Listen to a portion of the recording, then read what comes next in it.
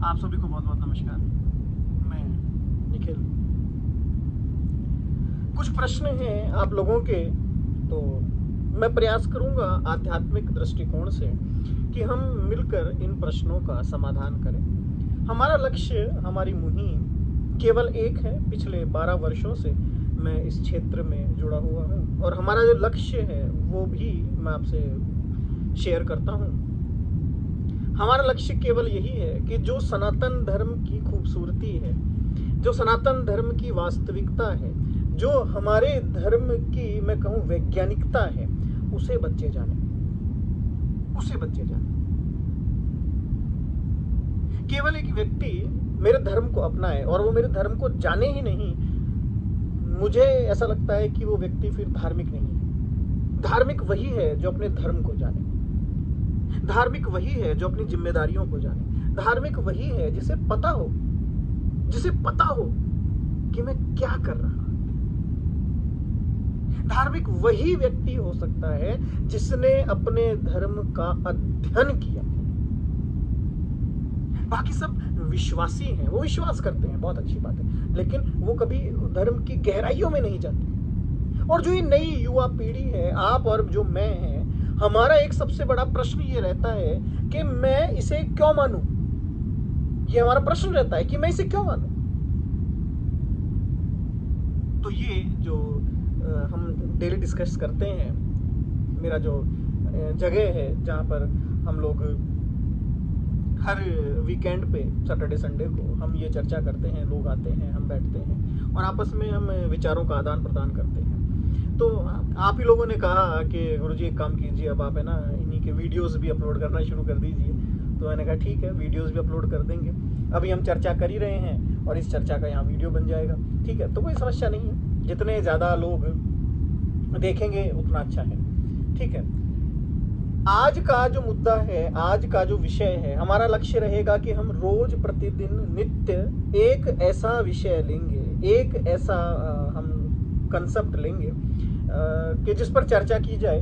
और हमें लगता है कि यार इस विषय पर बहुत सारे लोग जो हैं कहीं ना कहीं मिसगाइडेड हैं, मिसगाइडेड हैं। तो कहीं ना कहीं इसको सुधार किया जाए, इसके अंदर थोड़ा सा बदलाव किया जाए, इस वास्तविकता को जाना जाए।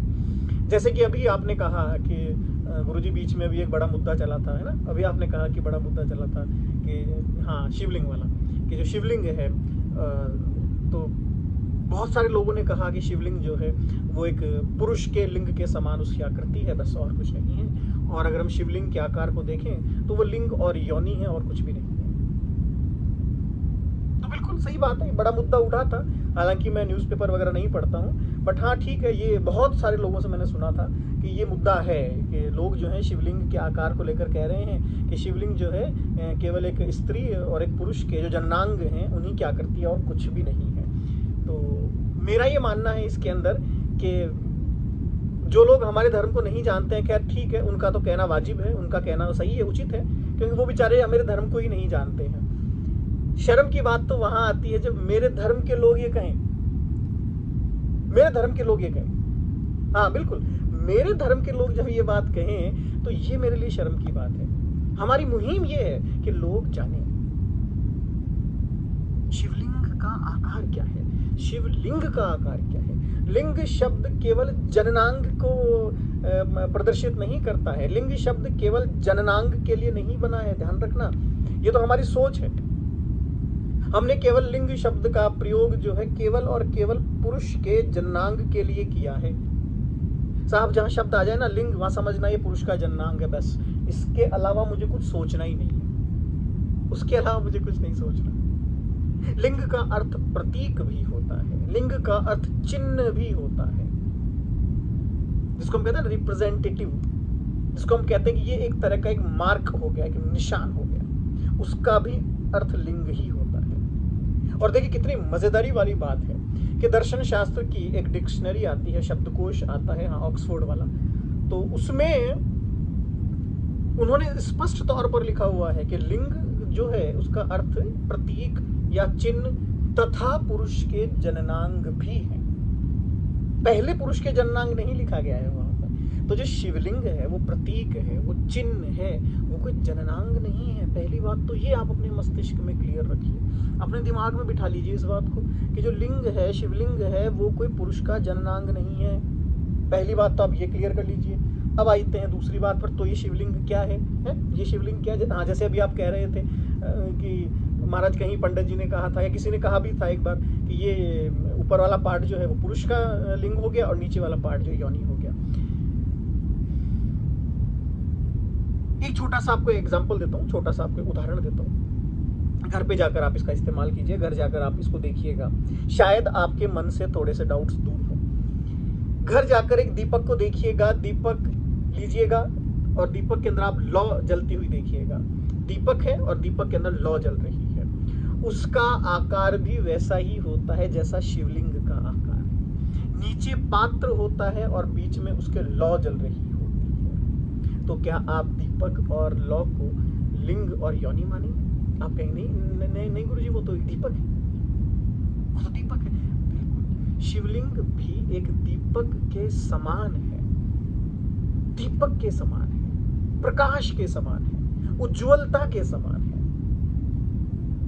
अगर आप लिंग पुराण देखें, वहां पर आपको समझ में आएगा कि लिंग पुराण में ये स्पष्ट तौर पर आपको कहा गया है कि भैया जो शिवलिंग है वो ज्योति स्वरूपा है, ज्योति स्वरूपा है।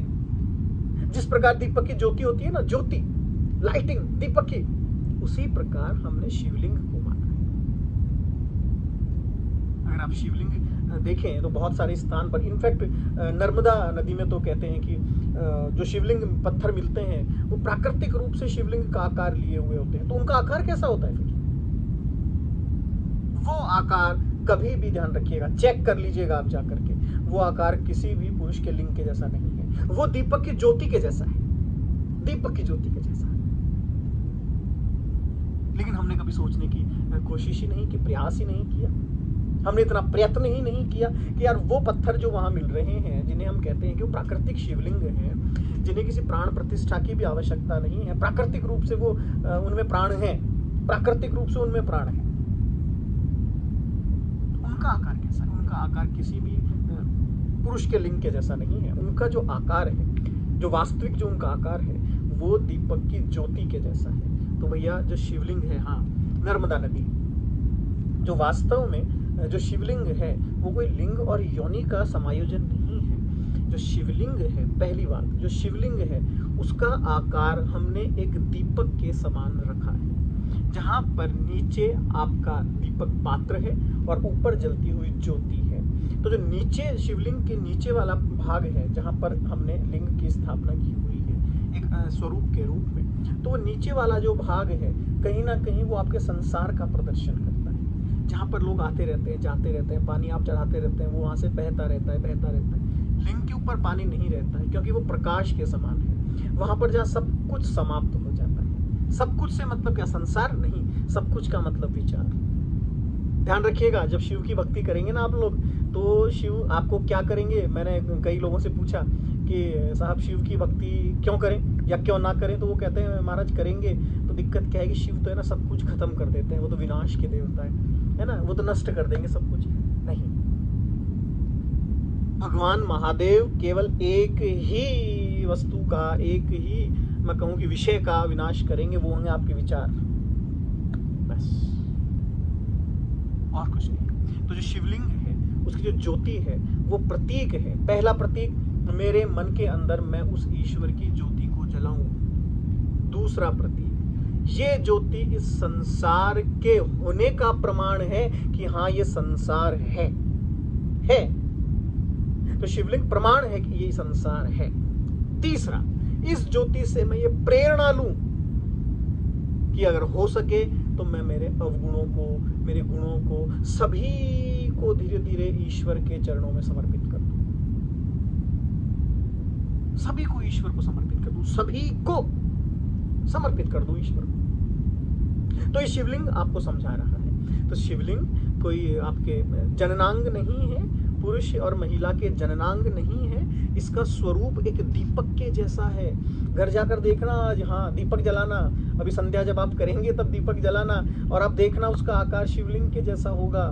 ये तो हमारी सोच है, हमने हमारी सोच में केवल जननांग भर रखे हैं, इसलिए हमें हर जगह वही दिखाई देते हैं। मैं फिर कह रहा हूँ, जो लोग मेरे धर्म को नहीं जानते हैं, मैं उन्हें कुछ नहीं कह सकता, क्योंकि भैया वो तो जानते ही नहीं है बेचारे, वो तो जानते ही नहीं है, उनकी क्या गलती। लेकिन उन्हें ये बताया किसने कि ये शिवलिंग जो है महिला और पुरुष के जननांग का एक समायोजन है? किसने बताया? आपने और मैंने। आपने और मैंने। तो अपराधी वो नहीं है, आप और मैं।